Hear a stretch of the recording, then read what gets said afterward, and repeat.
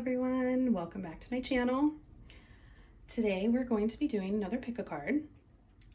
The title of our pick a card today is What Gifts Do We Have Hidden in Our Shadow? So just real quick to talk about the shadow. I think there's really a big misconception out in the collective about what it is that we put in our shadow. And you know, we do as we develop, put things in our shadow. A lot of people feel like it is just bad things or evil things or things that are darker sides of our personality and our traits. And it is. It definitely contains those things, but it also contains other things as well. Things that could be considered even really good and amazing things. They're just simply characteristics and traits that are not found acceptable in our environment in which we are developing.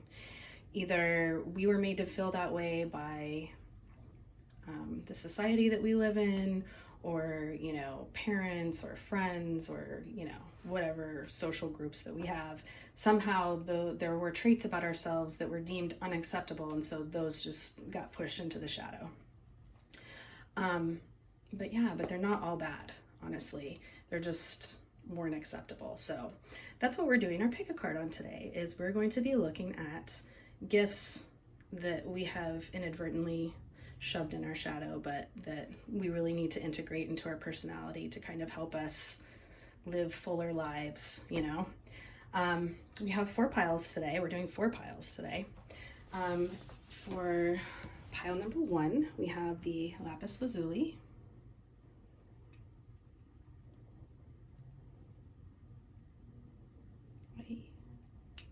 Focus. For pile number 2, we have the Selenite with the carved hamsa symbol. But you do not want to focus, huh?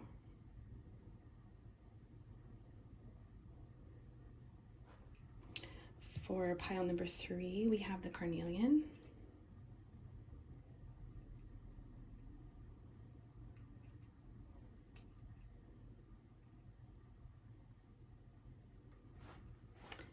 And for pile number 4, we have the Labradorite.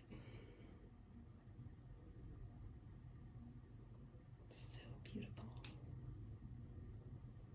Those flashes.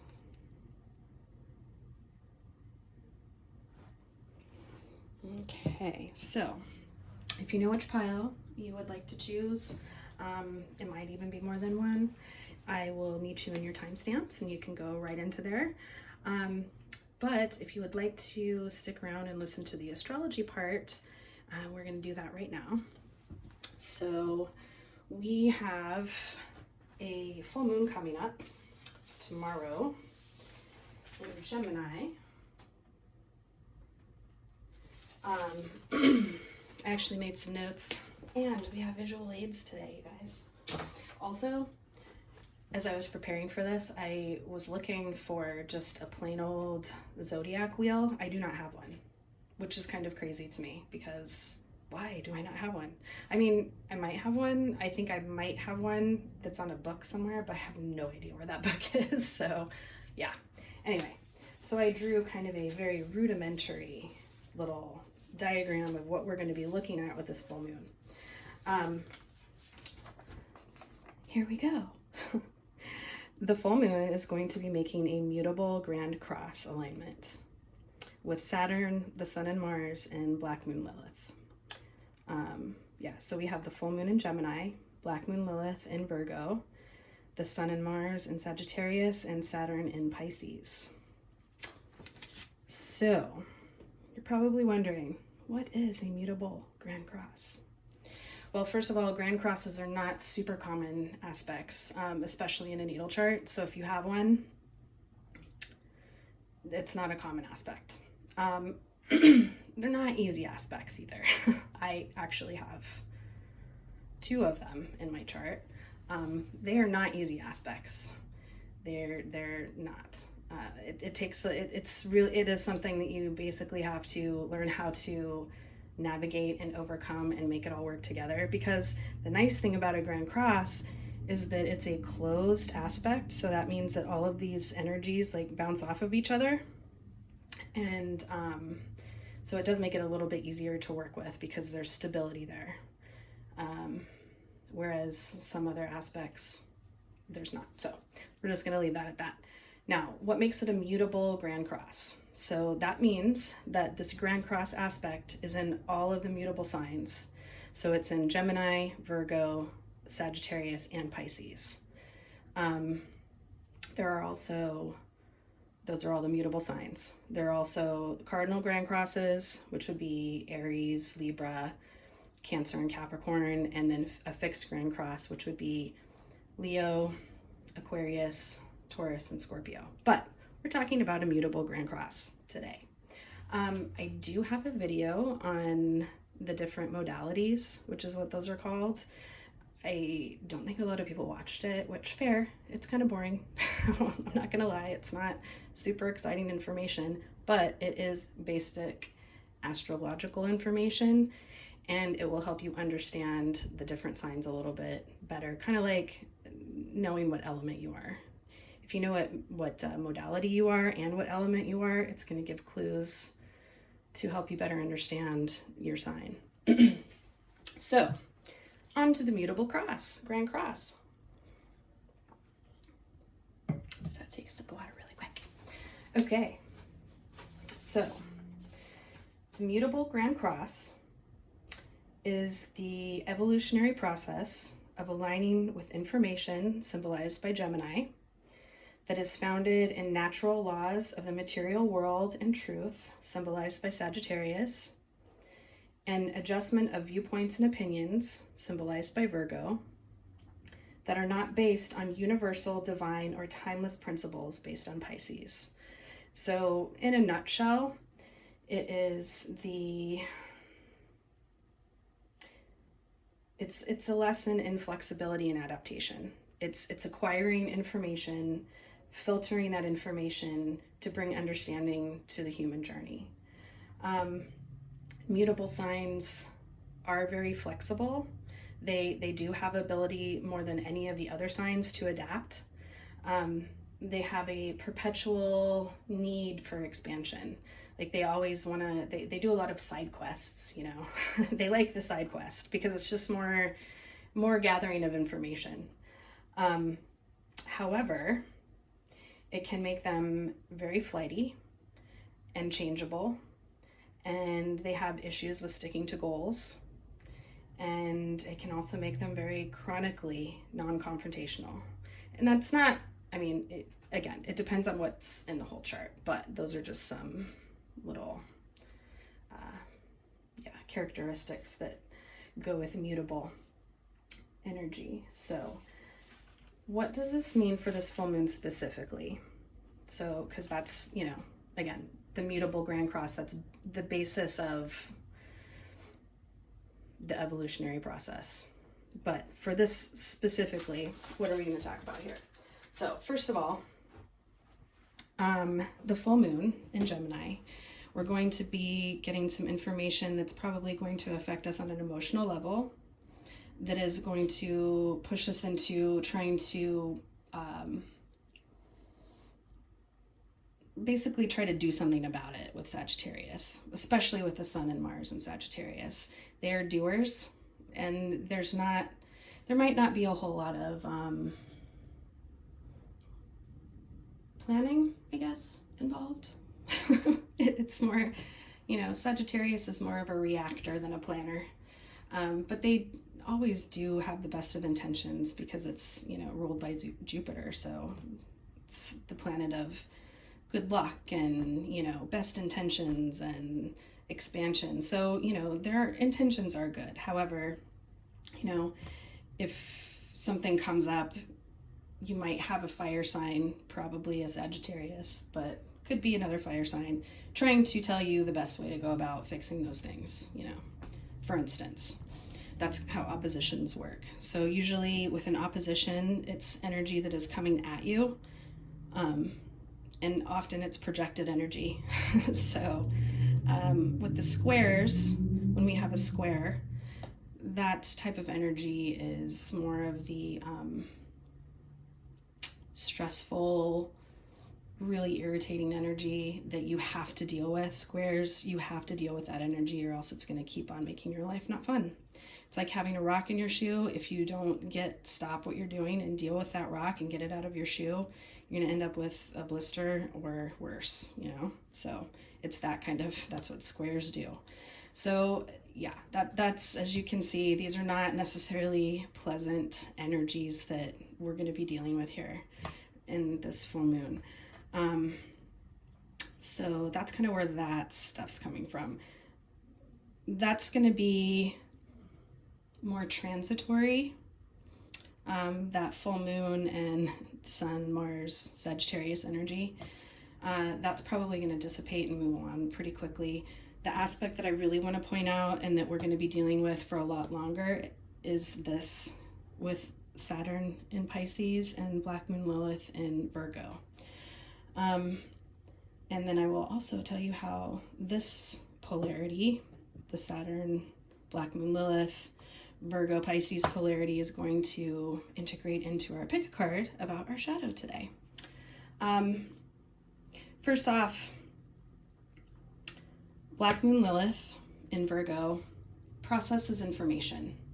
Where Gemini is collecting information, Virgo is the one that actually processes the information. And we're going to be filtering that process of information and analyzing of the information and categorizing of the information through Black Moon Lilith.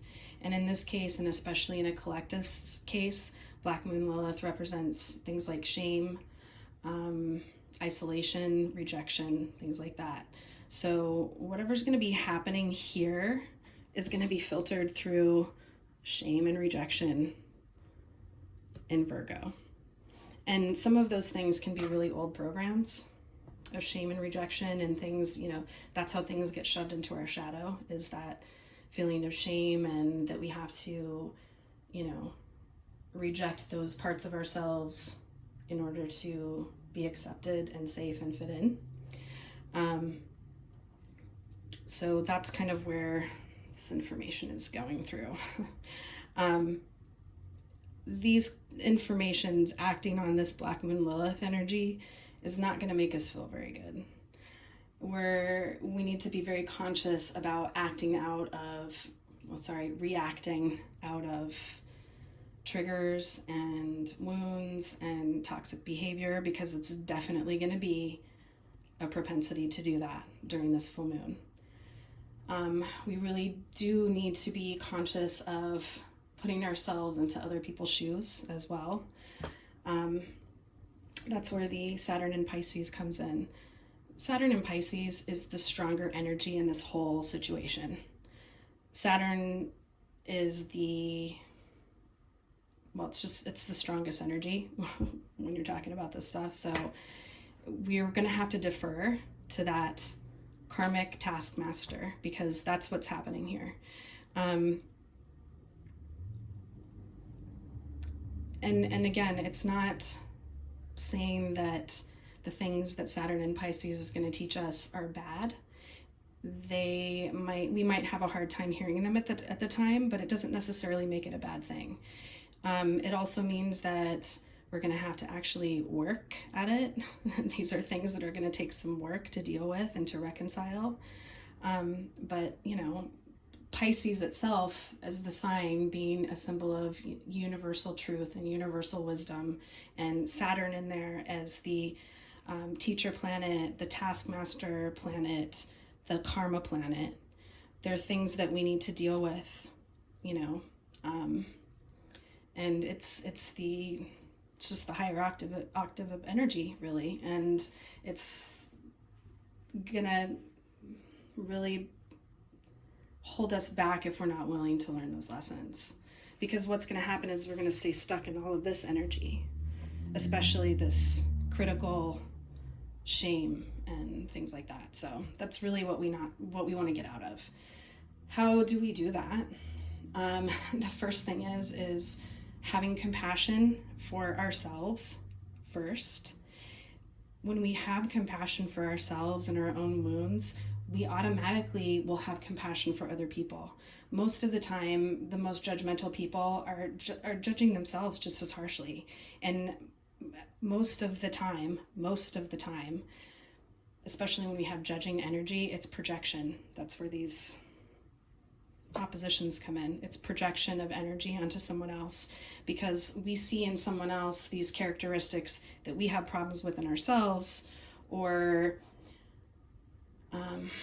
sometimes we just project that energy onto other people. You know, like if there's any hint of that energy in someone else, we're gonna seize on that. And usually if, you know, there's something about someone that you just really don't like, and you can't really, you know, you don't have really a reason for it, but you just don't like them for some reason, think about what part of your shadow aspects are in there. Yeah. So that's how projection works, and that's where we want to not be in. But again, the more compassion you have for yourself, it makes you less likely to be projecting that out onto other people. So therefore you have compassion for other people as well. Also, one of the big things that we need to remember as far as like universal truths go is that what is normal for one thing can be chaos for something else. So for instance, what's normal for a spider is chaos for the fly. What's normal for the lion is going to be chaos for the antelope. You know, it doesn't make either of them bad. It's just, it is what it is, you know. We just need to not judge ourselves or others, because there is no right answer. And I think a lot of what's deemed as the right answer is going to come from this Sun, Mars, Sagittarius energy. But there isn't a right answer. There's not really a right answer. There's what is right for you in the moment. What works for you in this period of time, that's what is going to be the right answer for you. You can see it, like a good example, if you happen to have anyone in your life who is neurodivergent, you know that most of the world isn't going to work well for them. They have to come up with strategies that work for them. It's not going to work for everybody. It's not going to work for someone who's neurotypical. You know, they're going to find it really weird and off-putting probably, but for the neurodivergent person, it works. And that's what really matters. And we need to not judge those things in other people. We need to realize that there really isn't a definite right way. It's just what works for us. So that's how we're going to be able to move through this energy without difficulty or too much difficulty, or, you know. The other thing that Saturn in Pisces is going to teach us is that we do not have control over anything. We really, really don't. We don't even have control over how we feel about things, if we're totally honest. We feel how we feel. Something happens, someone says something or does something, and we automatically feel a certain way. That's not our fault that we feel that way. We're just feeling that way. There's not anything wrong with the way we're feeling either. But what we do have control of is how we process those feelings and how we react to people in spite of those feelings. That we have control over. That's the only thing in life we have control of. All of those other things we really don't. And we need to accept that fact that we have zero control over anything. And a lot of the times we do need to just roll with the punches and be flexible and adaptable. You know, I mean, you can say what you will about cardinal and fixed signs. Like, cardinal signs get things going and they start things and they have a lot of leadership energy. Fixed signs are tenacious and they just keep going and going and going, and, you know, kind of one-track mind, but they'll get your job done for you. But mutable signs have the ability to adapt. And, you know, in the big scheme of things, it's adaptability that is what makes you survive. You know, it's not survival of the fittest or the strongest or the smartest. It's the survival of the most adaptable. So there's that, you know, on the positive side. But yeah, so that's what we got going on with this astrological influence and this full moon that's coming up. There is a positive aspect to some of this too. We also have Mercury at the end of Sagittarius and Venus at the end of Libra, which are actually making a sextile aspect, which is a positive aspect. It's a positive flowing aspect, but we have to work at making it that way. Like the energy's there, but we have to actually make an effort to make it work. So that being said, we really need to make an effort at looking at putting ourselves in other people's shoes and other people's positions, because if you can do that, if you can empathize and put yourself in the other person's shoes, even though they're coming at you, you know, you're gonna fare a lot better. So okay, let us jump into our pick a card now. I'm going to start with pile number 1, which is the Lapis Lazuli, and then yeah, we'll just go on from there. So grab these more notes. Okay, so let's start with pile number 1. Just write down the timestamp really quick.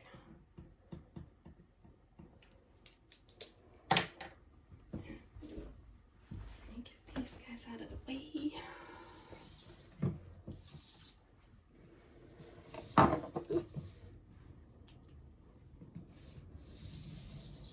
Okay, pile number 1.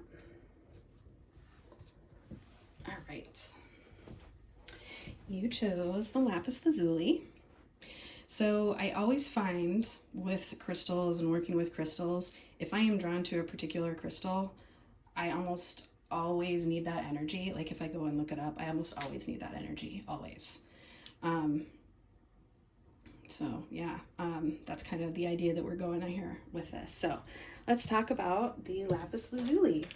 So some of the characteristics that you may have stuffed into your shadow and that you didn't feel quite comfortable with.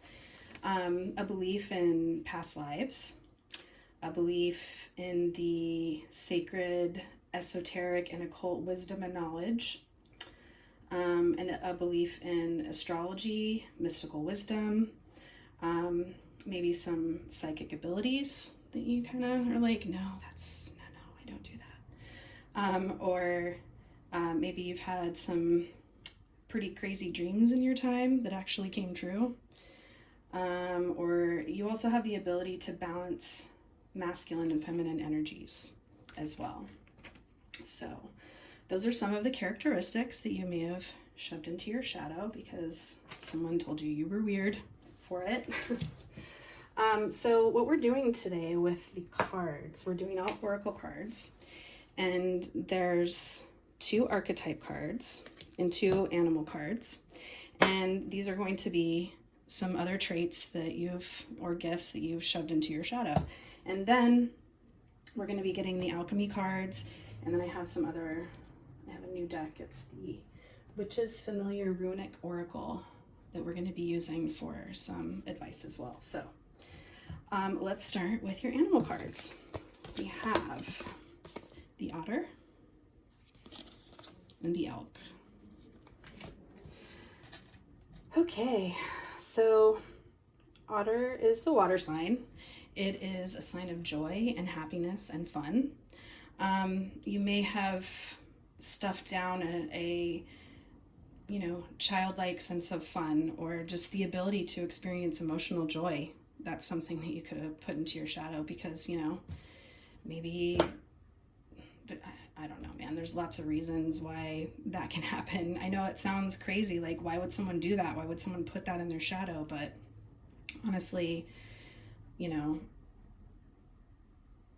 some people have situations that they grow up in where any kind of emotion is not okay. You know what I mean? Like they just, caregivers or your teachers or, friends just made you feel badly for, wanting to experience that childlike sense of fun and joy and happiness. You know, actually, I think what I'm going to do, let's read some of the characteristics from the book as well.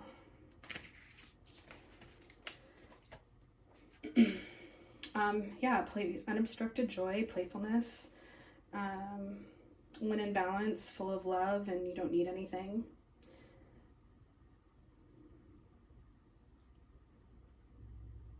Yeah.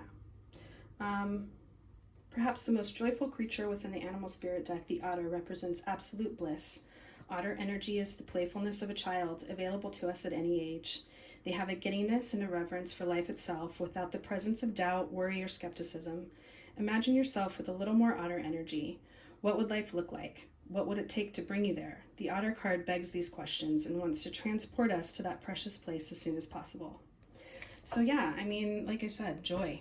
There's an aspect of you that really can be joyful and silly that you've shoved into your shadow. And it's possible too that maybe you're one of those people that just had to grow up too fast. Maybe you're the oldest in the family and you had to take care of everybody, or you just had a lot of responsibility placed on you.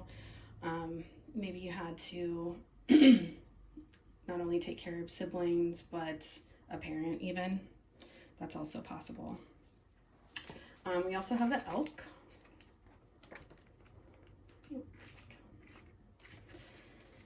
Stable, resilient, headstrong. It's also very masculine energy. Supportive when in balance, supportive, kind, and consistent. When out of balance, pretentious, high and mighty. Eat and drink more consciously to bring into balance. The great elk represents the earth element in its masculine form. This means it provides underlying support and stability amidst life's many changes. An elk personality, whether male or female, is fully established in themselves and knows their core values.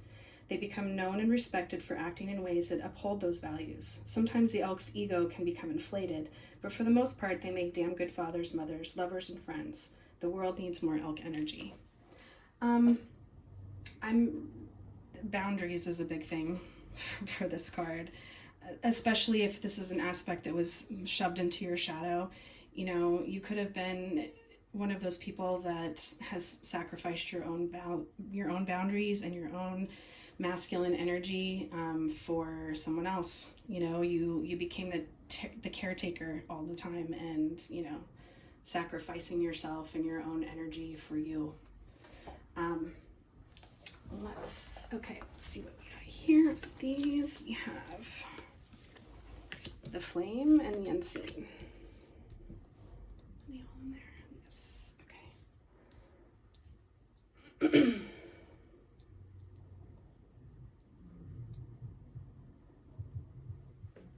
All right. So,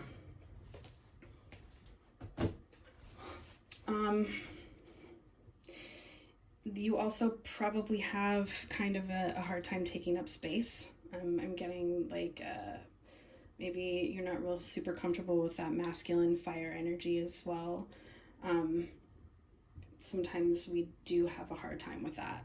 You know, maybe you were told that you were too much. Maybe even just, you know, the silliness that you have, or just, you know, lack of a filter maybe. Let me see if I can explain this.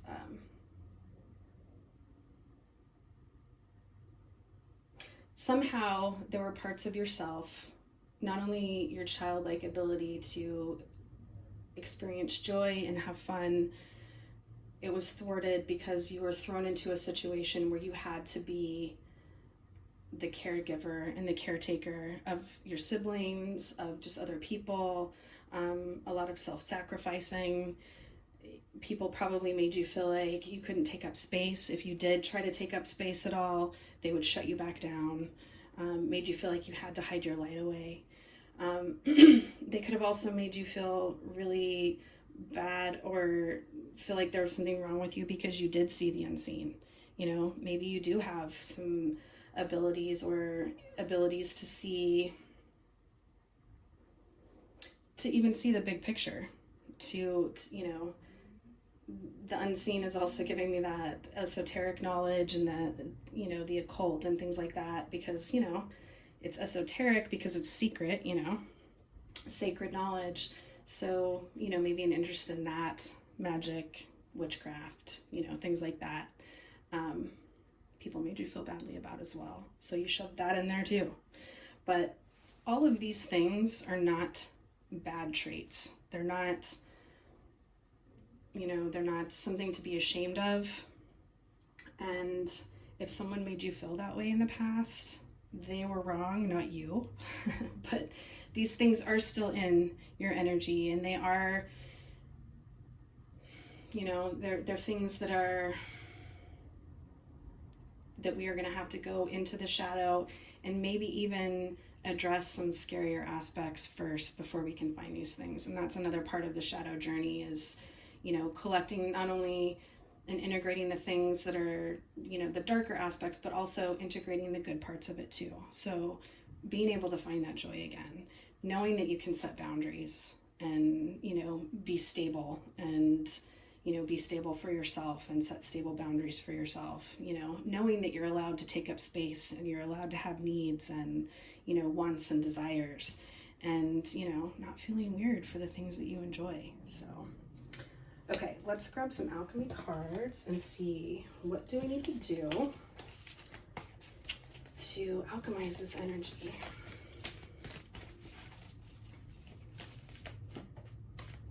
How can we alchemize this energy on our shadow work and our shadow journeys?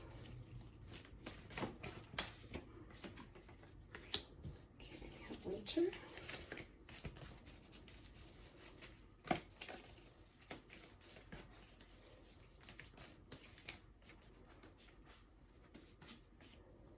And we have gold.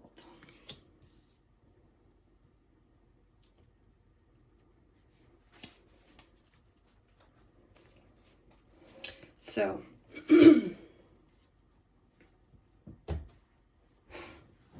with winter, actually, let's put them around this way. Actually, we're going to put this there because I feel like those go together. Okay.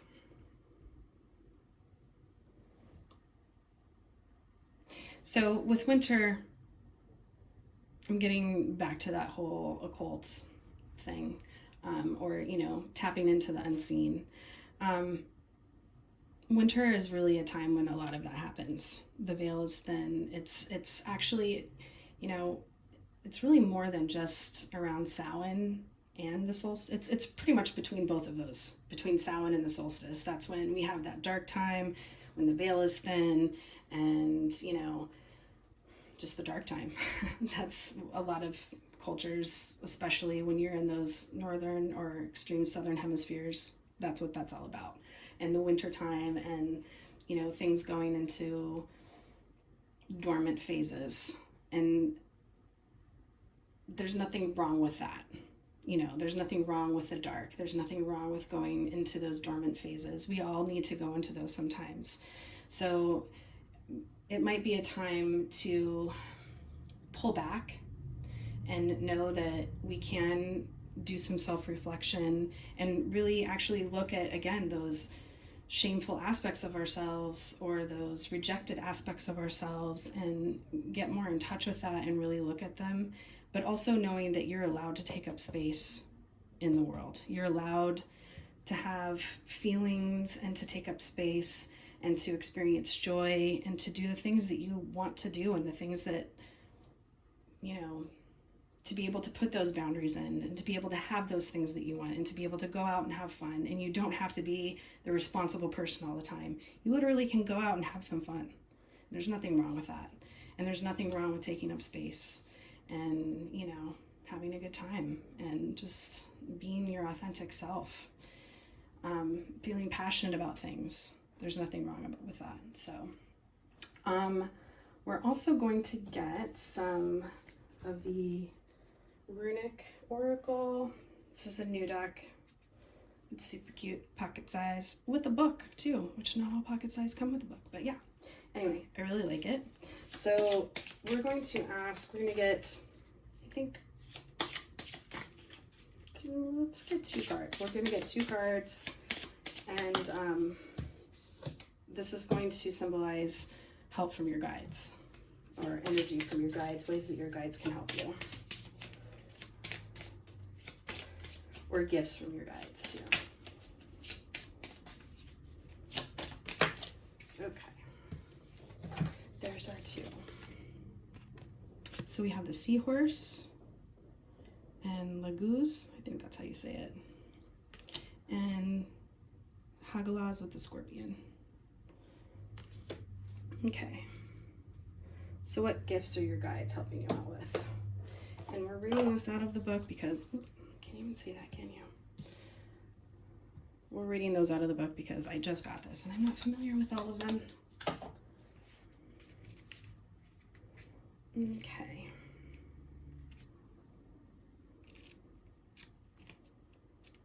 So again, these cards are going to symbolize help from your guides.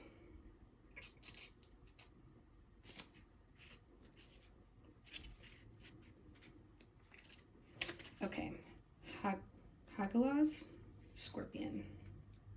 The scorpion is not soft or gentle. She is, however, vital to the natural balance of life. Without her sharp sting to clear the weak, stagnant, and diseased, life would never be able to grow back stronger and renew. Hagalaz is a freezing storm, but its hail and ice will melt, becoming water to nourish new growth. The first rune of the second added, it represents the beginning of a testing time. Only by weathering the storm will you develop and grow. Also called the mother rune, it can be a destructive force of nature. The storm out of your control can feel painful and unfair, but with this disruption or unwelcome change will bring positive transformation and long-term gain. The keywords are disruption, endings and beginnings, transformation, radical change, and completion. Magical workings.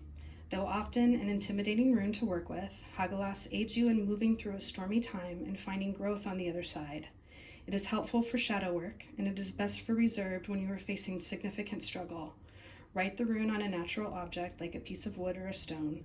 Carry this in your pocket so you can touch it to receive strength when needed. Okay.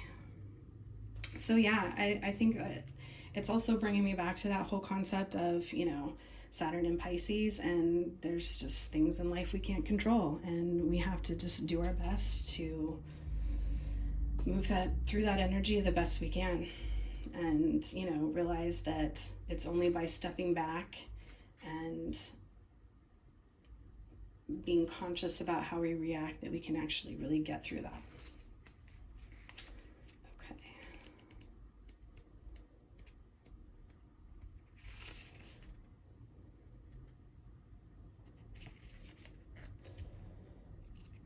Seahorse. Laguz.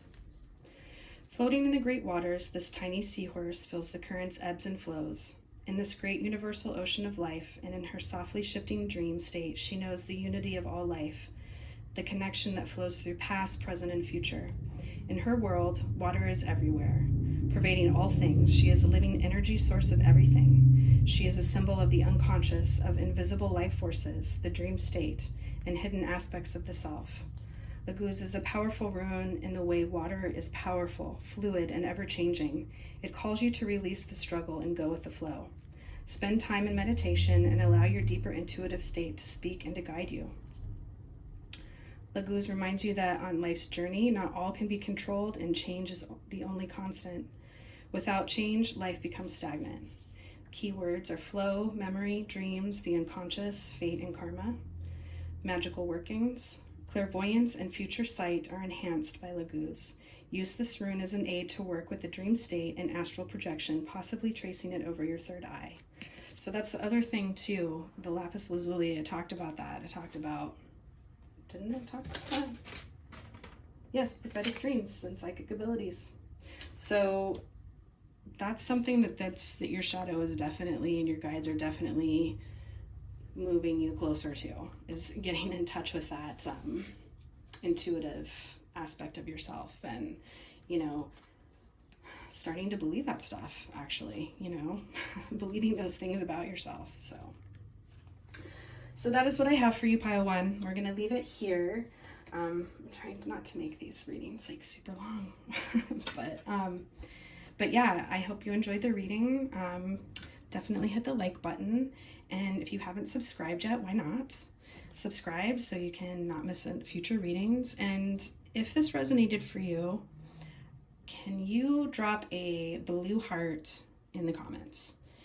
It's liking and commenting are totally free. It helps with the energy exchange and it helps me to grow the channel.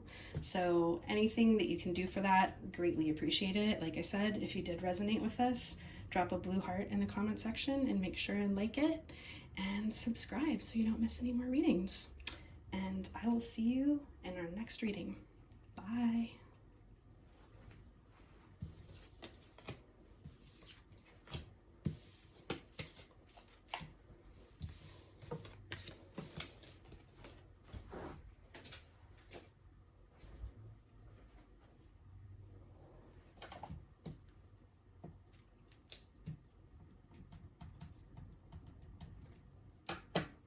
Okay, pile two. You chose the Selenite. You chose the Selenite with the carved hamsa symbol.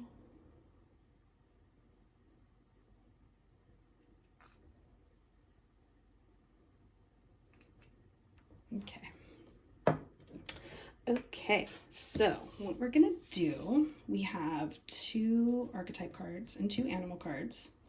Then we're going to be getting some advice on how to alchemize the energy with our alchemy cards. And then I also have a new deck that I got. It's the Witch's Familiar Runic Oracle that we're also going to get some information that your guides have for you, or how they want to help you out. Yeah, I hope that made sense. Okay, so first, let's talk about the stone that you chose, the Selenite. So I have always found when I'm working with crystals, and that's kind of this principle that we're going with in this reading. But yeah, I've found that when I work with crystals, if I am drawn to a particular crystal for some reason, for whatever reason, when I look it up, I always end up needing that energy, always. So that's kind of how I go with it. If I see it and I'm like, ooh, that's really pretty, or ooh, I want to touch it, those kinds of things. But yeah, so the Selenite, let's talk about that a little bit. So some of the characteristics that may be in your shadow based on the Selenite are the ability to access past and future timelines with clarity. So basically, you can see either past lives or future timelines that you want to jump on, past timelines. You can see how they interact. You can kind of look forward, look down the road, and see how things are going to play out for you. Also, clairsentience, knowing how people feel, both emotionally or physically. Like you might just know that someone is, feeling a certain way, or, has an injury or whatever. However that manifests for you, either knowing about it or actually feeling it yourself. There's that. You would also have energy healing abilities, which is, a follow-up to that. Either, Reiki, or just, you might be one of those people where, like, for instance, if you give someone a back rub, they tell you knew exactly the right place to go. You might be one of those people. And also, this gives you the ability to adapt. You may have shoved that down into your shadow, which, yeah. I don't know why someone would make you feel like that's a bad thing, but who knows? People are weird, right? Okay, so let's start with the animal cards and let's see what you've got. We have the turtle and the cheetah. So we have some water and some fire. Okay. And then we also have the warrior and the Siren. Okay, so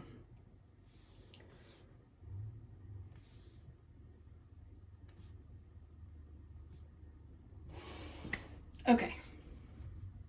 So first of all, there's a definite split here with the feminine watery energy and the masculine fiery energy. So this could be another pile where we've kind of stuffed that fiery go-getter energy down inside of us. You might even be one of those people who doesn't really like aggressive energy very much because, you know, there's a part of you that, you know, you were probably told that you were being too aggressive or too bossy or whatever.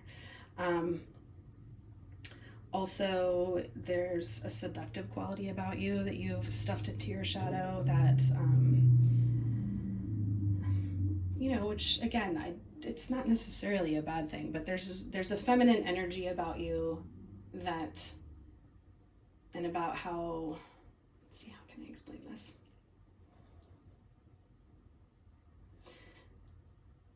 You have a seductive quality about you that you don't acknowledge or you're not aware of.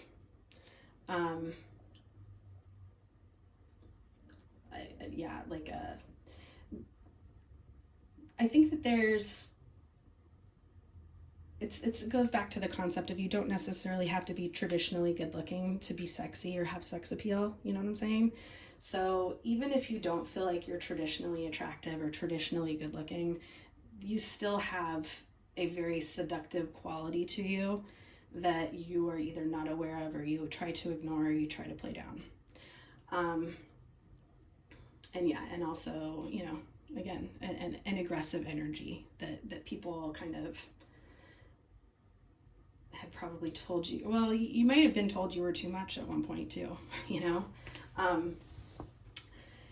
The turtle energy is a very maternal energy as well. It's a very flowing energy. You probably kind of have a hard time just going with the flow. You also probably tend to be super introverted and just go into your shell, hide out in your shell. So yeah, you might really have a hard time with accessing that more extroverted energy and, you know, taking space and showing up for yourself. But you really do have some pretty clear intuitive abilities as well, especially with all this water energy here.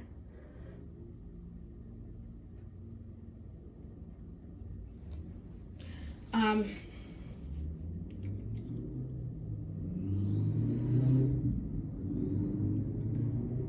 also looking at this right here is standing out to me, that third eye, and also horns, and are always symbols of downloading information and getting information, intuitive ability, being able to see clearly with your third eye, also having the ability to transformation.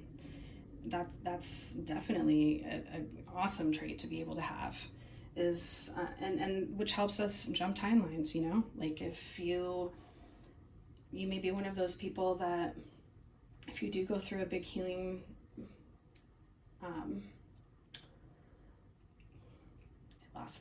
if you go through a big healing journey, and or there's parts of yourself that you've really spent a lot of time working on and trying to heal, you may really find that things just don't, your entire environment doesn't resonate with you anymore. So it's like, that ability to go to a completely different timeline. You also probably have the ability to go into the depths of emotion. And that might be something that you really don't feel comfortable with. You know, you very well could have had someone tell you that, you know, that was bad or you were too emotional, especially if you identify as more masculine energy. Being emotional and having big emotions was definitely a no-no, you know? But we all have them, you know? A lot of times too, people could tell you that you are too emotional. Maybe that's something else that happened. They were just told you were too much, too emotional. So you know, you really did stop going into those depths and tried to kind of like go into the shell instead and numb yourself out instead of trying to really go into those depths. But yeah, I mean, you also maybe with this cheetah energy,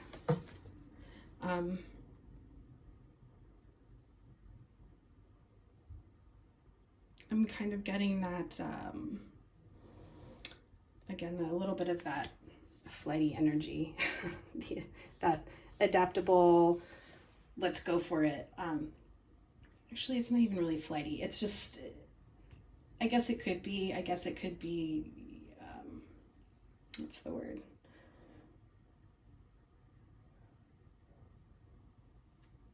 Oh my God, I can't think of the word. And it's just such a common word. Anyway, doesn't matter. Impulsive, thank you. Impulsive, thank you. Oh my God. There could be some impulsiveness in your shadow. Impulsiveness doesn't necessarily mean it's a bad thing, you know? And also, to be fair, I can say that on the outside, sometimes some of the things that I do seem impulsive, but from my perspective, they are not, because I've been thinking about them forever. So what may seem like impulsivity to some may not actually be so impulsive because it's something that you've been thinking about and going over in your head forever before you actually did it. You just didn't talk about it, you know? I totally do that. So yeah, there could be some of that in there, and which is fine. And, you know, maybe not talking about those things is a good thing, you know? Maybe it's totally a good thing that you're not sharing all of that information. But yeah, you do have the ability to balance these things out, to balance the masculine and the feminine as well.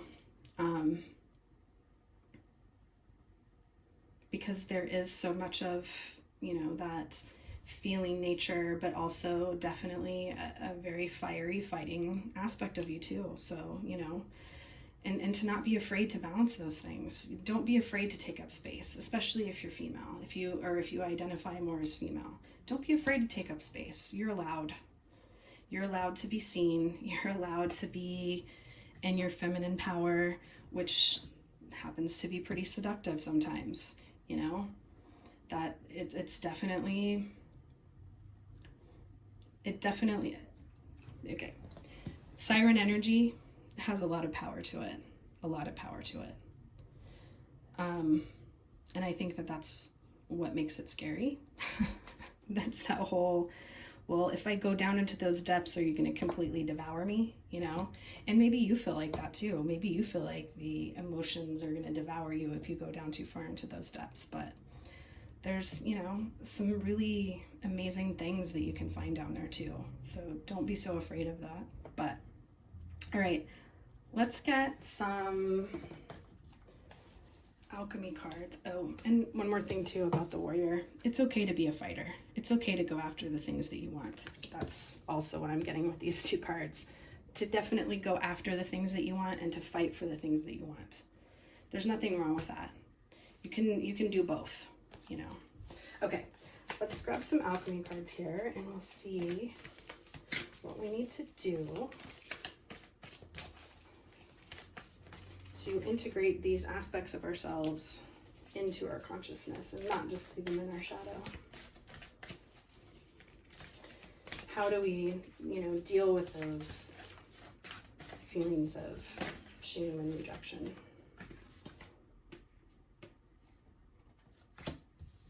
We have autumn.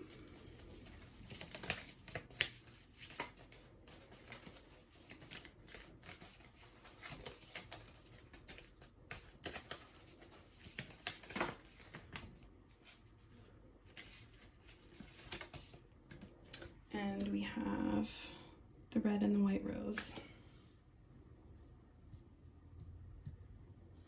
Okay.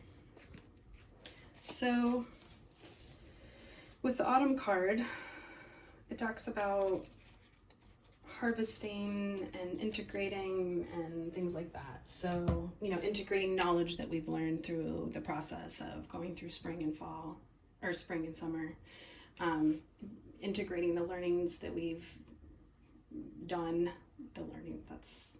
integrating knowledge. Also, the red and the white rose also talks about integrating knowledge. And it's not so much even, a mixing of the red and white to make pink. It's not even that. It's symbiosis of them. It's like the swirl effect, basically. Yeah, it's just swirling those energies. It's the bringing together the soul and the body, the spirit and the physical, and integrating them both, or, in this case, integrating the masculine and the feminine, being okay with having both of those energies, holding both of those energies at the same time. Autumn also talks about, of course, letting things go. Autumn is the time that we harvest, leaves fall, things start to go into dormancy, and yeah, just letting things go that don't belong to us anymore, that we don't need anymore, that's going to grow back in a different way in the spring. But yeah, that's how we integrate those energies. And also, again, back to this uniting that physical and the spiritual, and the duality of life, uniting those and being okay with them, and knowing that it's not necessarily good or bad, it's just the opposite, and they both serve functions, and they both make life better and make life easier to live for us. And it's not something that we need to completely, we don't need to be completely one or the other. We can be all of those things at the same time, and use those gifts when we need to use them, and put some of them away when we don't need to use them, but they're still there. And knowing that that's okay to use them both, and it doesn't make you one way or the other, and they're certainly not bad, to do that. So okay, I'm going to get some advice from your guides, or how your guides want to help you out. We're going to be using, like I said, the Witch's Familiar Runic Oracle. We have Ingwaz, the lion. I don't know if I'm pronouncing these names right, but we're trying. And we have Sewillow, the kingfisher.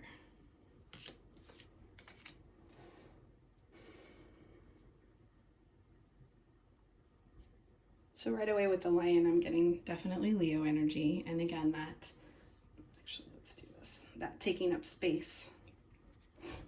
And there's nothing wrong with that. And there's nothing wrong with being sure of yourself. And we are going to read these out of the book because this is a new deck and I am not super familiar with them. So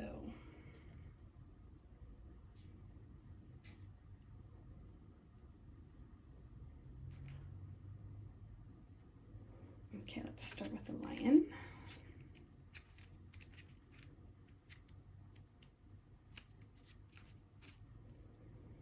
Still, but with slowly building intensity, this full-maned lion sits poised for action.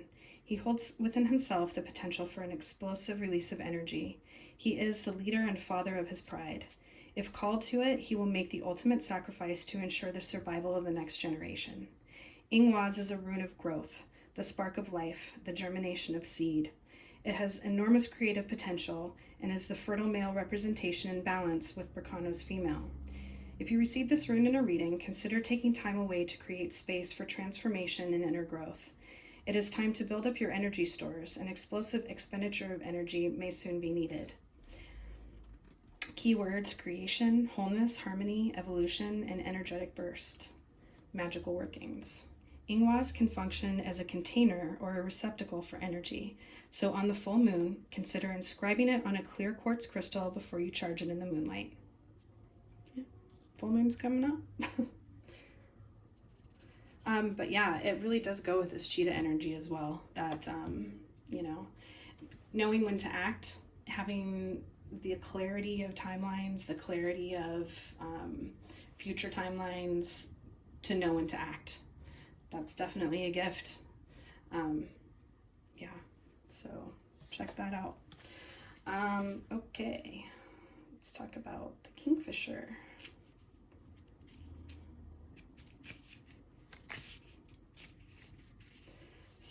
Swallow, the Kingfisher.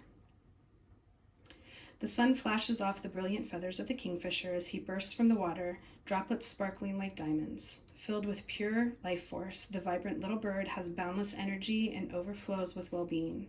Swahilo holds within it the radiance of the sun. It is the energy of life, strength of character, and completeness. This rune speaks of clear vision, the victory of good over evil, and light dispelling the dark. Good fortune and positivity await you. You have the energy to overcome any challenges and achieve your life goals. The keywords are success, sensuality, wholeness, life force, and victory.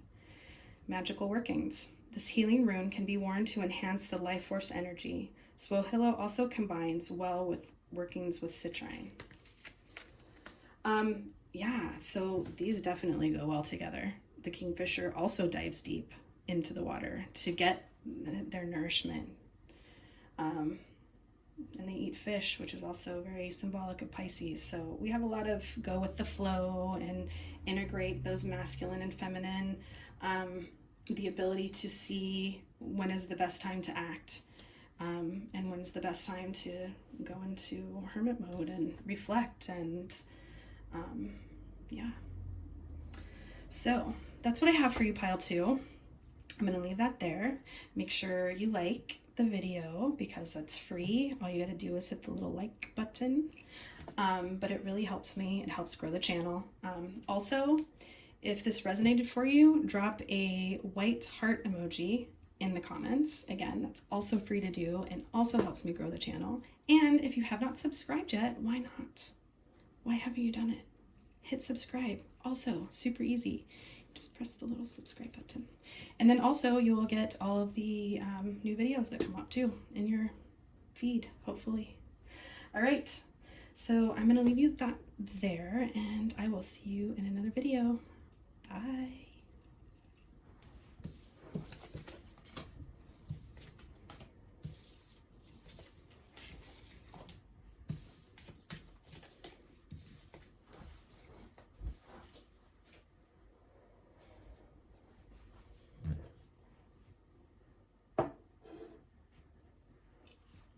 Okay, pile 3.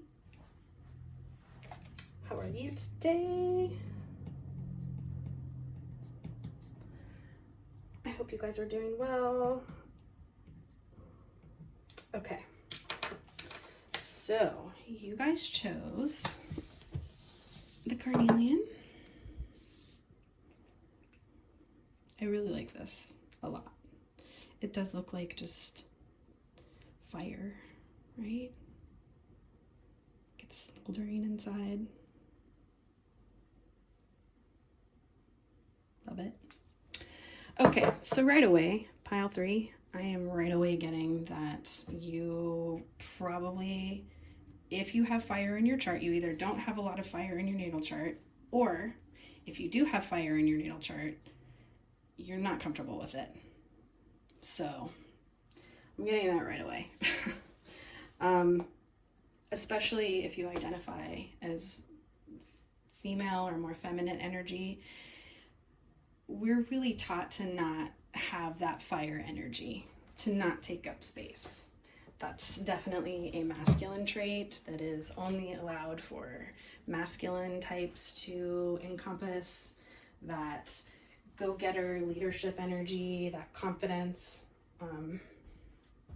Yeah, so if you have shoved that into your shadow, you definitely need that. It also has to do with showing yourself to the world, you know, letting yourself be seen.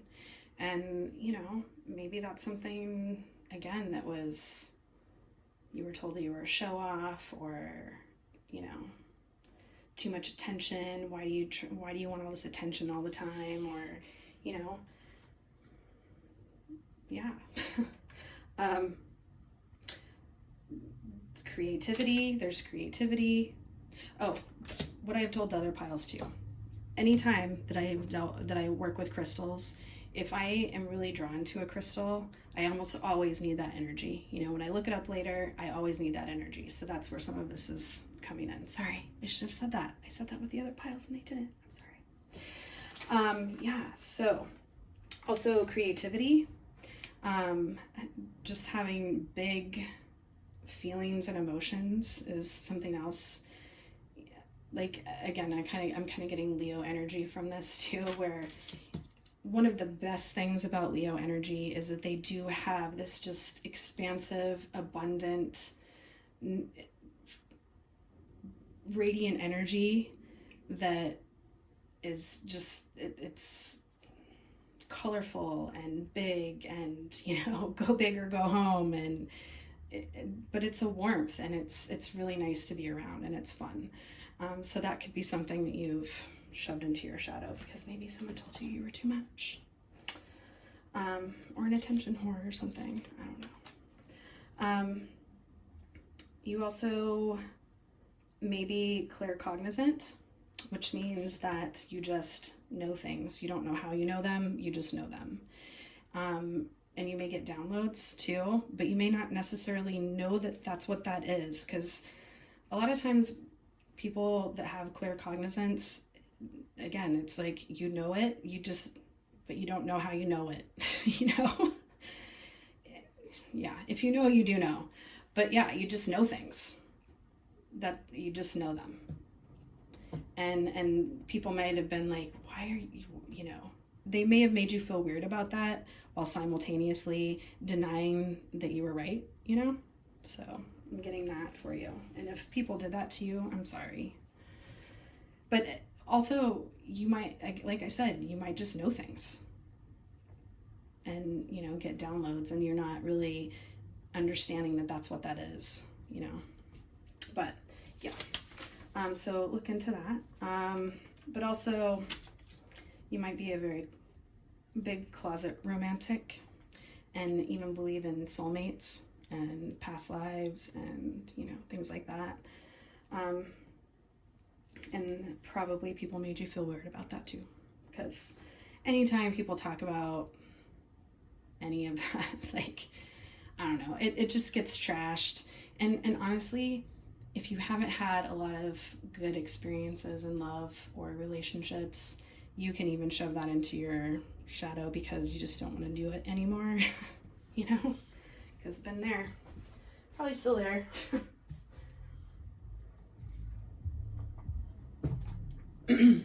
Okay, just had to get a really quick drink of water. So what we're doing, we have 2 archetype cards and 2 animal cards, and these are going to show some traits that you have shoved into your shadow. And then we're going to get some alchemy cards to help us understand how to access those things and integrate them.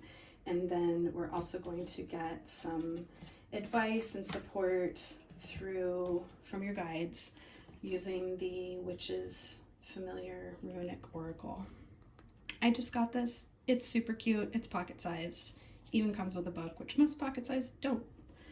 And I've only used it a couple of times, but I love it already. So yeah. Anyway, let's get into this. Okay, so let's start with our animals. We have the owl. Love it. And the octopus. So right away, you guys, very intuitive group. And you probably do just know things. I mean, you could really actually be knowledgeable about a lot of things, you know, like maybe you do like to really read, or, you know, you're good at watching people. You know, owls are very observant and they watch for a long time, and they're quiet and they're kind of like low key. Excuse me. And the octopus is always giving intuitive vibes. You know, you kind of have those tentacles of energy out everywhere. And then of course too, with all of this color that you get in, just, you just know things. It's just, you just know them. And, you could also be very clairsentient and just pick up on energy wherever you go as well. And, maybe people think you're weird for that. Although I do want to point out that I'm also getting highly sensitive vibes from this. So I don't know if you're really familiar with what that means to be highly sensitive, but it's a type of neurodivergence. So yeah, look that up. Okay, we also have the Queen and the Father.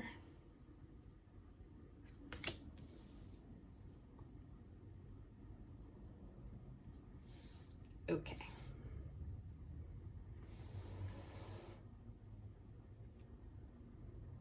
So, pile 3, I'm going to go out on a limb and say that maybe there's some issues with the masculine that you have had in your life, either through relationships or parents or just dealing with the masculine in general, that are kind of, made issues for you. It's very possible too that you could have had an absentee father in your life, or just someone who, like, they were there but they weren't really there kind of situation, which kind of makes it harder for us to integrate those masculine sides of ourselves too, to be able to stand up for ourselves and things like that. And I'm actually seeing probably some parental wounds here too with the Queen. I'm just kind of getting that masculine, feminine energy with the Emperor, Empress kind of situation where you have a hard time balancing those two parts of yourself. You could be in, let me see if I can explain this. There could be, you may be one of those people who does have a lot of fire in their chart, but you're not comfortable with it, meaning that when you do act on that more fiery masculine type of energy, it doesn't come out so good. It's not a whole positive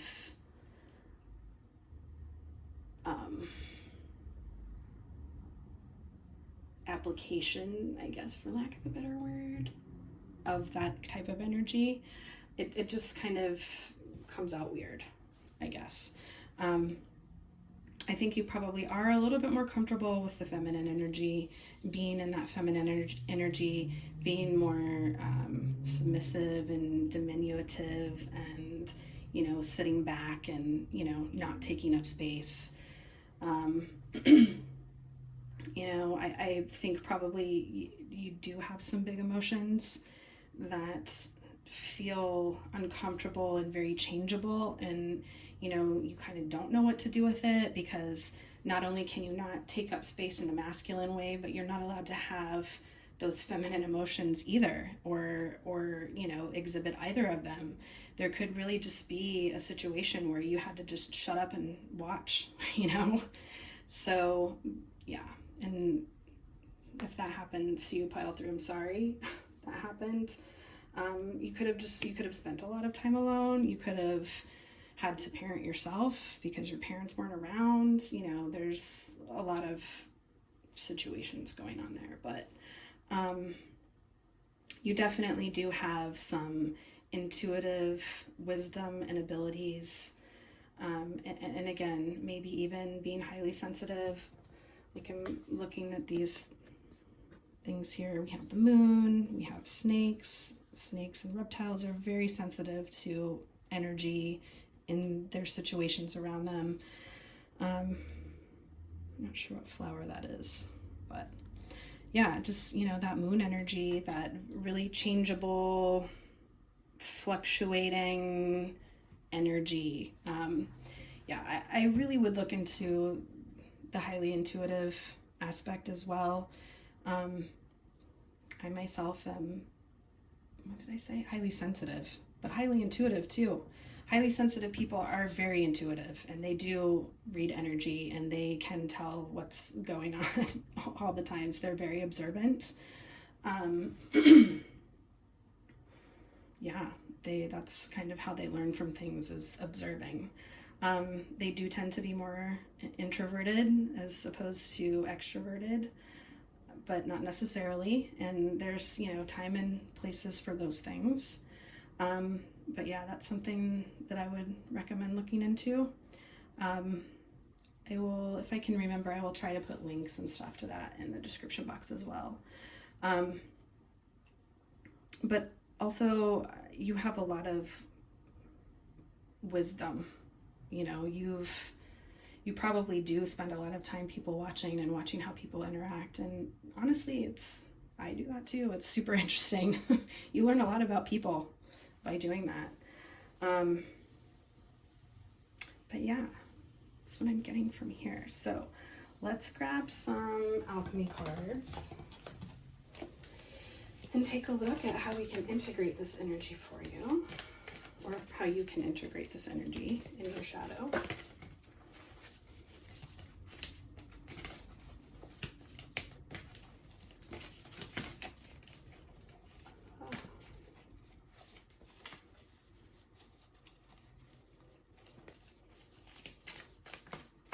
Such a weird shape and so hard to shuffle. Okay. We have Wise Salt. Oh, I love this card so much. One of my faves out of the whole deck. And also goes so well with Owl.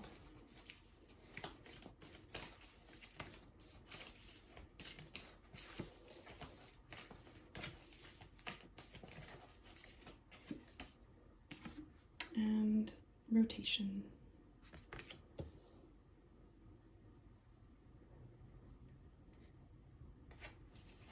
Okay, so Wise Salt.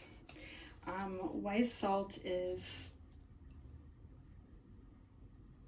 protection through wisdom. Like, you've been through some shit. Yes, I'm going to say that. You've been through some shit, and you've learned some things.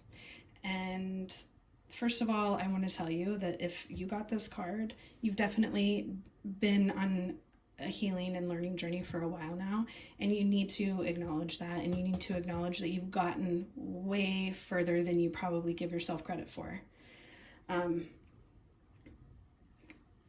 Octopuses are so smart. Both of these cards are so much wisdom and so much intelligence and so much ability to adapt to their situations.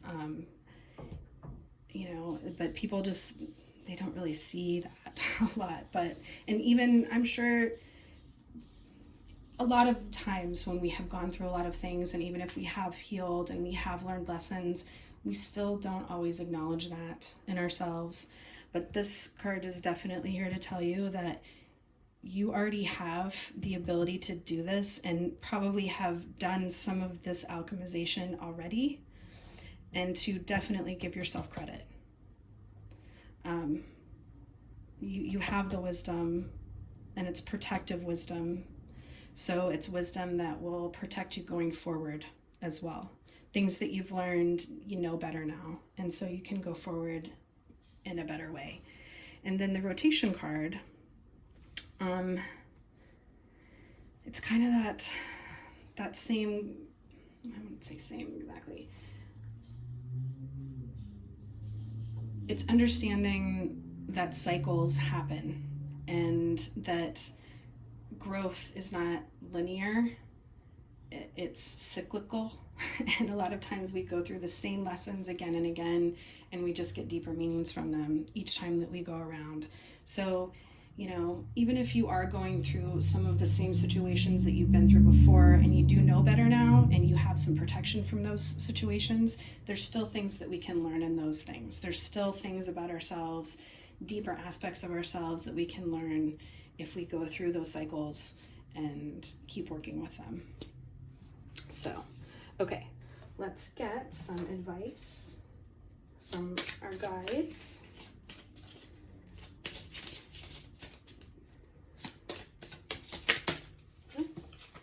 flew right out.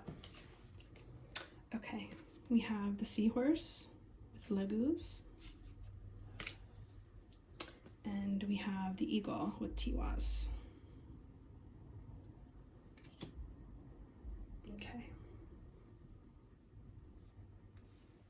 We're going to read it out of the book because this is a new deck. I've only used it a couple times. I do love it though, but I'm not really familiar with a lot of it. Like I can kind of tell you some of the symbolism through the animals, but like with the eagle, it's definitely giving me the wise salt vibes of, you know, acknowledge what you've already done and the things that you've already gone through and the steps that you've already made.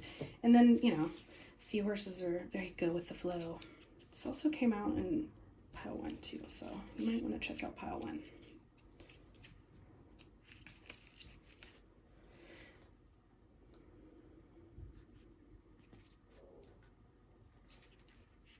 Okay. Tiwaz, the eagle. From the highest heights, the eagle has a balanced and broad perspective of the world. Liberated from the tight personal viewpoints of those on the ground, he is able to see the true lay of the land. He is privy to the universal and cosmic ordering principles with higher consciousness, bring true and beneficial law and justice to the world. Tiwaz has a righteous warrior energy. Honor is its defining quality. With this rune comes the promise of a good and just outcome. The scales will be balanced. You might be asked in a position of leadership to make personal sacrifices. Do what you know to be right, as courage and a worthy cause will be victorious.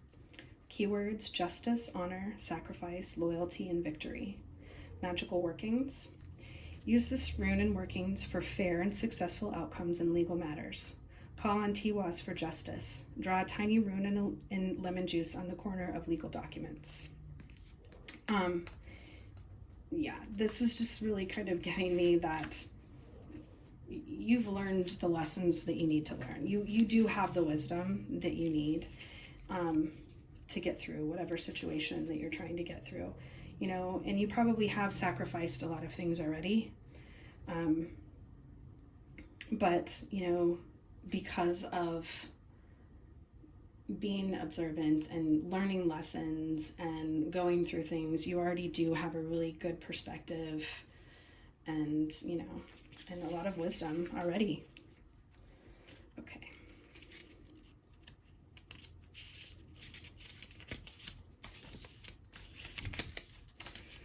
Leguz, the seahorse.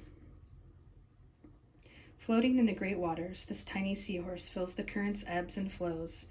In this great universal ocean of life, and in her softly shifting dream state, she knows the unity of all life, the connection that flows through past, present, and future.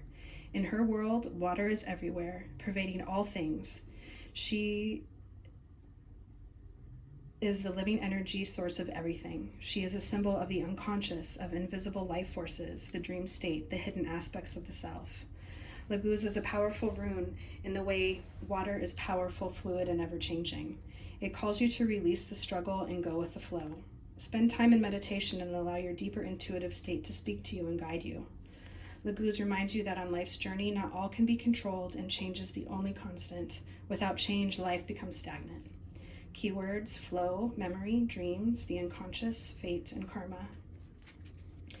For magical workings, clairvoyance and future sight are enhanced by Leguz. Use this rune as an aid to work with the dream state and astral projection, possibly tracing it over your third eye. So yeah, that just is bringing me back to really tapping into your intuitive abilities and those, you know, highly sensitive, highly intuitive abilities that you do have, because they're definitely there. So if you don't already listen to your intuition, you should definitely start, because not only is it accurate, but you have so much wisdom and life experience to draw from as well. And putting those two things together is what's going to be able to help you tap into all of that and use it to your benefit. So that's what I have for you, pile 3. I hope you enjoyed the reading. If you did, please like. And then in the comment, drop a orange heart. in the comments if this resonated for you. And also subscribe. If you haven't subscribed yet, why have you not? Definitely subscribe. It's free. All you gotta do is push the little button. And yeah, and then you won't miss any future readings either. So yeah, I hope to see you in another reading. Bye, pile 3.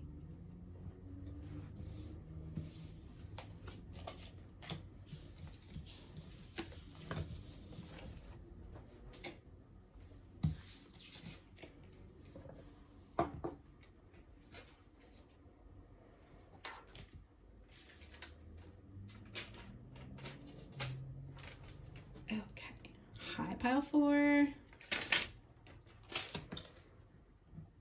I hope everybody is doing well today. Just doing some timestamps real quick. Okay, so you guys chose the Lapis Lazuli.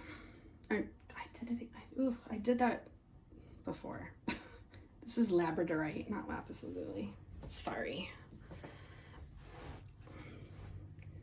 Isn't it gorgeous though?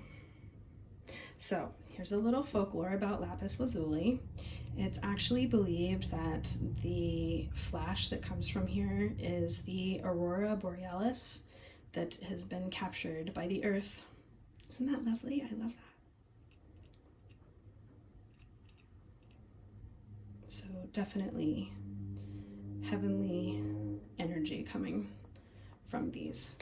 So here's one thing that I've discovered about working with crystals. Anytime I am particularly drawn to a crystal, I always look it up and find out that I definitely need to be working with that energy in some way. Either it's something that I really identify with or it's something that I need to cultivate. So that's kind of the idea with the crystals today. So I'm going to tell you a little bit more, some of the other characteristics about this one.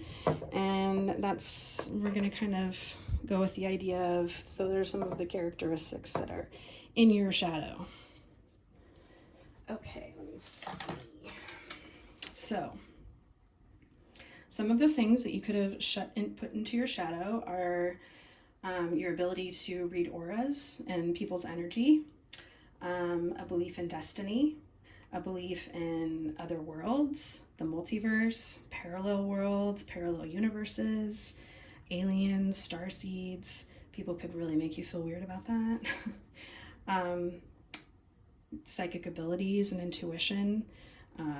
Yeah, lots of people have problems with all of those things. The ability to see into the unconscious and the collective unconscious. So you can actually also see things that people try to hide. You're pretty good at seeing the darker aspects that people try to hide, or maybe even that they're not aware of, but that's part of, the aura reading and energy reading.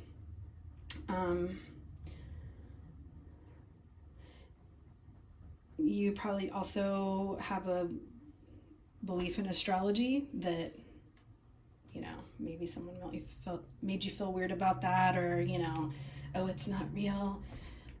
If people keep telling you that, it's because they don't really know enough about it. And I'm just gonna leave it at that. And even honoring the uniqueness of all things, which I know seems like a weird trait, but especially to throw into your shadow, but sometimes you can be in situations where, like, for instance, if you live in a small town and you have a very closed view of life, or the people in your town have a very closed view of life and you don't. It could be as simple as that. It could be as simple as seeing the beauty and uniqueness in things, strange things, or things that people don't necessarily think are beautiful. Can have like a goth vibe to you, where like life is pain but there's a beauty in it, that kind of thing. So so those are some of the things that you could have shoved into your shadow because people told you that it wasn't cool, or you were weird, or whatever. So what we have is to also, in addition to the qualities of the Labradorite, We also have 2 archetype cards and then some animal cards. You were the only pile that got 3. Is that right? There's 3. All right, yeah. So you were the only pile that got 3. So let's start with our animal cards. We have the vulture. Very goth vibe right there. We have the firefly. And we have the lizard. So what's funny about this energy together, there's this meme, I'm not sure, it's like a little comic and I'm not sure who wrote it, but it's got this crow and it's like the black crow, the dark omen, the messenger of death, and then it's like, oh hey, a butterfly, you know, and just like this, oh wow, look at that, you know. So this is giving me that vibe right now. It's like, again, that whole goth, like the world is pain and terrible and awful things happen and death and blah and dark, and but also there's so much beauty in that, you know. And honestly, it's not a typical viewpoint. So, but I totally identify with that. So if you also do, we should be friends. That's all I'm saying. Also the lizard. Lizards have a lot to do with intuitive ability and psychic ability, sensing ability too, like sensing energy, sensing people's emotions, how they feel, things like that. It could be, yeah, definitely energy reader for sure. So, and let's see what we got here. Let's move these guys over. We have the womb and the threshold.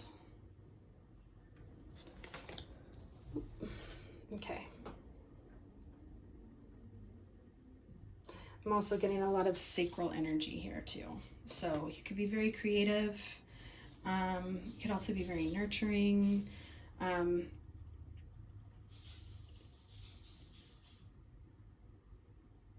Yeah. Sorry, collecting thoughts. Okay. So let's talk about these right here. The vulture and the threshold. Vultures are often very misunderstood animals. They, some people don't find them very attractive. They're really neat birds though. I have vultures that in my neighborhood sometimes, and one of them one day flew over my house. I was sitting in my backyard, sitting on my swing, watching the trees because I like to do that. And one literally came swooping down. It came down pretty far, close. It was kind of weird, but they're really big birds and they're just really neat. And you watch them and they just soar in the sky, and like they're just really neat birds. But they also serve a purpose of cleaning up unpleasant things. They're carrion birds, which is why they get such a negative connotation to them, kind of like ravens and crows even. Those are all carrion birds, so they'll eat dead things, but we need them to. Like, if they didn't eat the dead, we would have a very bad problem on our hands. If things didn't decay and go back into the earth, we would have a bunch of gross dead things piled up all over the place. So we need the vultures to be able to do that, to filter through those darker aspects. So being able to do that, being able to filter through darker aspects is a very big deal. I think it's a gift that people don't really appreciate either. I think it's a gift that is scary to people. Being able to see darker sides and darker aspects, and not only see them for what we need, not only being able to see them for their purpose, but their beauty, because there are really some beautiful things about that. There are. We'll just leave it at that. And also the threshold. The threshold, again, that's that standing on the edge of two different worlds, you know, different consciousness, that's not even really the word I'm looking for. Being able to go in and out of different realities, I guess. Being able to see the dark and the light. Again, being able to see the dark and the light, the positive and the negative of a situation. Being able to see how those things aren't even, you know, being able to not put a moral connotation on those things either. Being able to understand that sometimes things need to end, sometimes things need to die, sometimes things just need to end, you know? They've served their purpose and now they need to be recycled into something else. And that's not only a gift, but a skill. And it's a really beautiful one. It's one that can actually help you transform. And, you know, yeah, it's a really beautiful gift, and you should definitely not feel weird about it or, yeah. And then the womb, again, I'm getting obviously sacral chakra. That's, you know, where the womb is, but also creativity, passion, that nurturing, feminine energy as well. Just that caring, nurturing feminine energy that comes from that. And, you know, again, maybe you identify more as masculine, and so that's something that you weren't allowed to feel, or that's something that people made you feel weird about feeling, or being a caretaker or being nurturing. But there's nothing wrong with that at all. Like, we all encompass all of those energies in us, both the masculine and the feminine energy, and there's a time and a place for all of those things. So, you know, disregarding one in favor of the other is never a good thing. But also, you know, maybe another reason for really pushing that feminine energy into the shadow is that you had to be really super independent. You know, maybe you didn't have someone to be there for you, to be the caretaker. Maybe you had to be the caretaker for everybody. Maybe you had, you know, siblings that you had to take care of, or, you know, even parents that you had to take care of, or, you know, you weren't able to be in that feminine receiving energy. You had to go out and hustle and get all the things, basically. But yeah, so, and then again, with the lizard, that intuitive, psychic energy, being able to read energies, and yeah, stuff like that. So, but also, one thing that I do also want to point out with the firefly, you may have felt for a lot of your life that everything around you was dark, you know, which is why, you know, you feel more comfortable in those aspects, because with this pile too, I think that you're actually aware of this darker aspect, this threshold aspect, that more gothy aspect of yourself, but you're still not super comfortable with it. You know what I'm saying? And I think too that because of that, and because of maybe the things that have happened to you in life too, is where you even got that whole world view. So you feel like that you're in the dark all the time, or you feel like you've had darker situations that you've had to deal with, but you still are able to have this beautiful light in the dark. You're still able to shine in the dark, even if it's just for a minute, you know. You still have that ability to see the positive in the negative situations, just like that meme that I was talking about, the crow, you know. You still have the ability to be like, oh, hey, look at that, it's beautiful, you know, to see the beauty in the dark. So, and again, that's a really amazing gift to have, because so many people are so afraid of the dark, and there's really nothing to be afraid of. There's nothing to be afraid of in the shadow and in the dark. There's so much beauty that we miss because we're too busy being afraid of it. So that's a really beautiful gift to have pile for. All right, let's grab some alchemy cards to see how we can integrate this more into our conscious personality.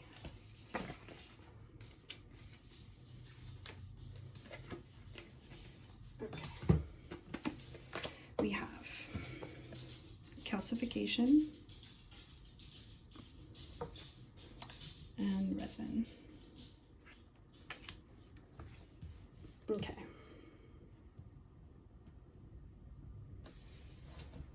Actually, I'm going to put this there. It probably doesn't really matter. So, the calcification, I don't know. This card is weird for me because when I think of calcification, I think of like calcium deposits. I don't think of, you know, heat, but that's what it's talking about. Heating things up. Tapping into that sacral energy too. Tapping into that sacral energy, that fire energy, you know, being that light a little bit more than being in the shadows and being in the dark. You know, standing up and, you know, saying that, just embodying yourself and embodying your own personality and not being afraid of people thinking that you're weird, basically. The resin talks about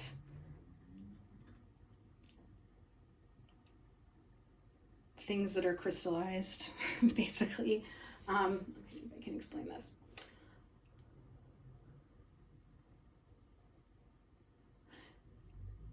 There's two different cards in here that talk about like things coming, like coagulate. There's coagulation and there's resin. And coagulation is the coming together of things, the hardening of things, and then there's resin, which is the after effect of that. So what's happened afterwards. And typically it's, you know, memories, things that have crystallized. Breaking up some of those crystallized emotions too is going to be helpful for you. Especially, you know, being taken back to like the whole gothy energy, the darker energy. You know, a lot of times when you go through a lot of things too, you tend to suppress feelings, emotions. You can intellectualize feelings and emotions, but actually really breaking up those memories and those emotions and letting them out and letting them flow is going to be really beneficial for you, pile 4. You could have a pretty significant Capricorn placements in your chart. That's a big lesson for them, is breaking up crystallized emotions and things like that. But also, you know, memory and tapping into memories and realizing that, you know, you do have an awful lot of wisdom inherent in your energy field. And also resin too can indicate like the collective unconscious as well. I'm kind of getting those vibes from that too, you know, the unconscious and tapping into that and the collective unconscious as far as memory is concerned, and, you know, stories and crystallizations of memories, and those are what turn into stories. Yeah, so all right, so let us grab our little deck here, the Witch's Familiar Runic Oracle. It's so cute. It's a little pocket size. I just got it recently. I really like it. I've only used it a few times, but I do like it. So this is going to represent energy from your guides that's going to be helpful, from your guides or source. They're going to be helpful to you, and also alchemizing this energy. That's too many. We just want one more, please.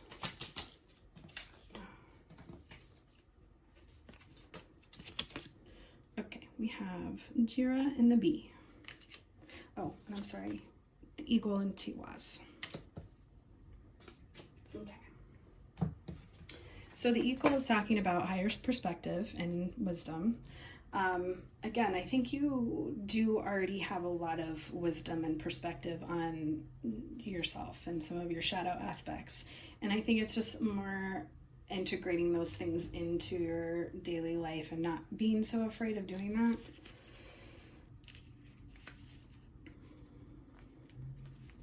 Okay. From the greatest heights, the eagle has a balanced and broad perspective of the world. Liberated from the tight personal viewpoints of those on the ground, he is able to see the true lay of the land. He is privy to the universal and cosmic ordering principles. With higher consciousness, bring true and beneficial law and justice to the world. Tiwaz has a righteous warrior energy. Honor is its defining quality. With this rune comes the promise of a good and just outcome. The scales will be balanced. You might be asked in a position of leadership to make personal sacrifices. Do what you know to be right, as courage and a worthy cause will be victorious. The keywords are justice, honor, sacrifice, loyalty, and victory. For magical workings, use this rune in workings for fair and successful outcomes in legal matters. Call on Tiwaz for justice. Draw a tiny rune and lemon juice on the corner of legal documents. If you're having legal problems. Or just if you need justice in a situation. You can, it doesn't necessarily have to be an official legal problem. If you just feel like you need justice in the situation, or to feel justified even, call on that. Okay. But also too, I want to acknowledge again, and that your guides are acknowledging that you do have a lot of higher perspective and you have worked through a lot of these things already. So, okay.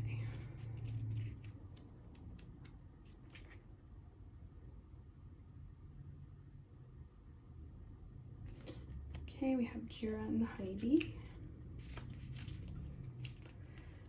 After much diligence, the honeybee finally reaps the sweetest harvest. They are connected and attuned to the slow, ever-moving cycles of nature and time. The bee needs to move through many steps and stages before their efforts in the wildflower fields bring a joyful harvest of honey.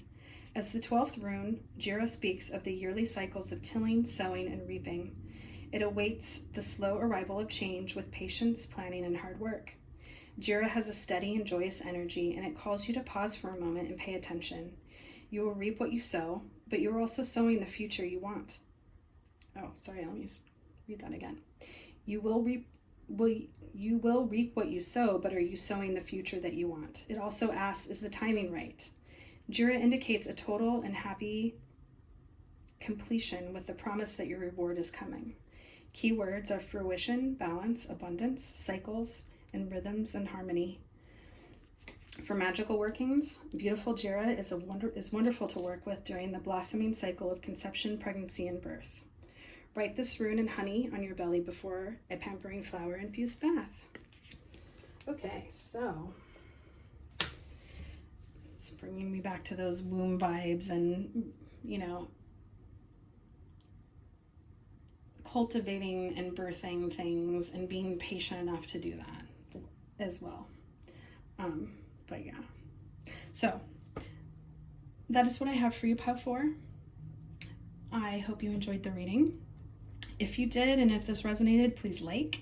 It's free. All you have to do is push the little like button, but it really helps grow the channel. It helps me out.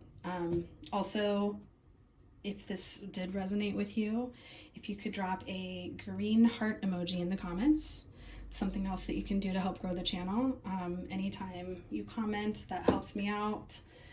Plus, I love to hear from you guys. I love to hear from you if these readings resonate for you and, how they resonate and all that. So, yeah. And then if you haven't subscribed yet, why not? That also is free to do, and you just push the little subscribe button. And then, yeah, anytime the new reading comes up, it should pop up in your feed and you'll be right here. So, thank you for watching, and I hope you enjoyed the reading, and I hope to see you in another one.